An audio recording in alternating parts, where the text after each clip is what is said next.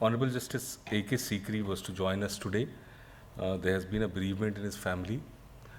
So he was kind enough to send across a printout of his tribute with a request that the tribute be read out. For Dr. Menon, may I now request Ms.Shweta Bharti, our colleague and senior partner at Hammurabi and Solomon, to kindly read out Justice Sikri's tribute. In the words of Justice Sikri, God has made each of us unique and designed us for a special purpose in life. When we find that purpose, accept, and put all our efforts into fulfilling it, we find contentment. Professor Madhava Menon was one such person who could find that purpose for which God had sent him on the soil of this great nation. He accepted it and fulfilled that purpose in an honorable and adorable manner. He found contentment thereby, and I'm sure that his contented soul is an internal peace. In fact, God had sent him for a number of purposes, assigned various tasks to him for the benefit and welfare of the society, particularly the legal community. His prime evocation was that of a law teacher. Legal education was therefore his forte. However, he was not simply a teacher whose day would start and end by giving some lectures to the law students in classrooms. As a law teacher in action, he could discern the infirmities in the pedagogy, which made him the prime force for bringing reforms in legal education. In fact, he would be known as the first person who undertook the task of experiments in legal education in India by giving this country 5 years LLB and created national law schools. So broader vision in his mind was to improve and bring reforms in the legal system itself.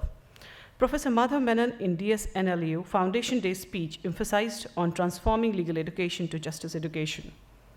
The goals of legal education for the future should be drawn from the constitutional vision of a new India, rooted firmly in democracy, human rights, rule of law, and justice, social, economic, and political, to all its citizens. For this, few changes in the existing scheme of legal education are necessary. And with that focus in mind, he has always worked towards proper legal education, which was not confined to students alone.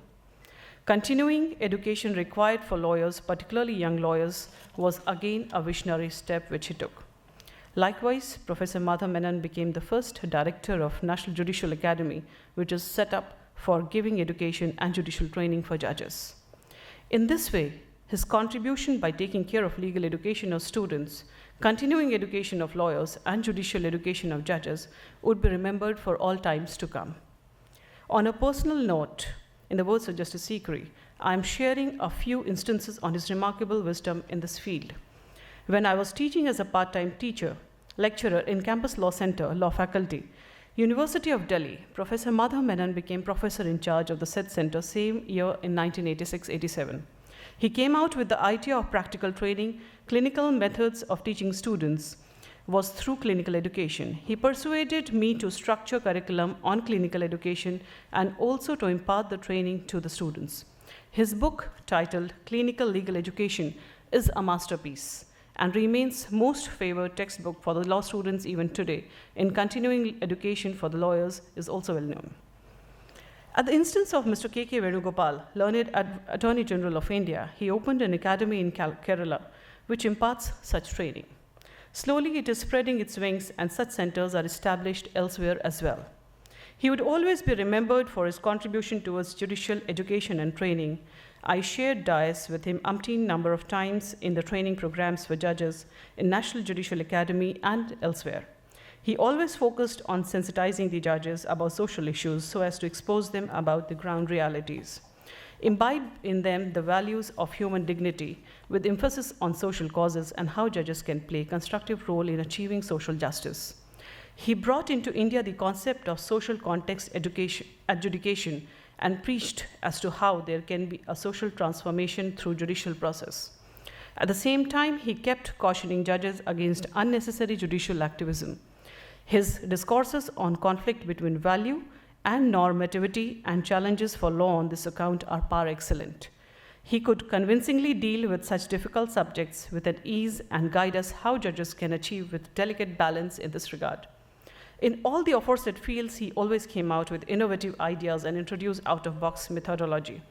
He was indispensable in every respect, be it teachers or judges or government departments. His name would crop up as the first choice for any project. He has been called a living legend of law by the International Bar Association and is nothing less than the father of modern Indian legal education. Padmashri Professor Dr. N.R.Madhava Menon's true wealth is the good he has done in the world. What I marvel is that he could handle a number of projects, assignments, and tasks, and was able to find time to accomplish those tasks with marvelous results.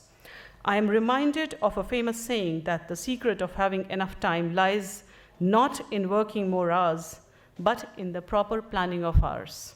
The life of Professor Madhava Menon in itself a book of how to manage our time. It is the time management or his willpower or his faith in himself which inspired him. Faith is the soul of success. The people who accomplish the most do so, not because they never run into problems, because they believe that there is a solution for everyone. Paul Coelho says in his novel, The Alchemist, when you really want something, the universe always conspires in your favor. How true. All the forces of nature conspired in favor of Professor Madhava Menon to make him realize, which he really desired, what he dreamt, and his life will be an inspiration for all to follow their dreams. He rightly proved that thousands of candles can be lit from a single candle. Shannon Elder has said, and I quote, "Carve your names on hearts, not tombstones. A legacy is etched into the mind of others and stories they share about you." Name of Professor Madhava Menon is etched not only into the minds, but into the hearts of all the persons sitting here and millions of others who came in his contact. More than his length of life, it is the depth of his life which has taught us so many lessons and would continue to teach future king. It is foolish and wrong to mourn his death. Rather, we should thank God that person like Professor Madhava Menon lived on this earth. Thank you.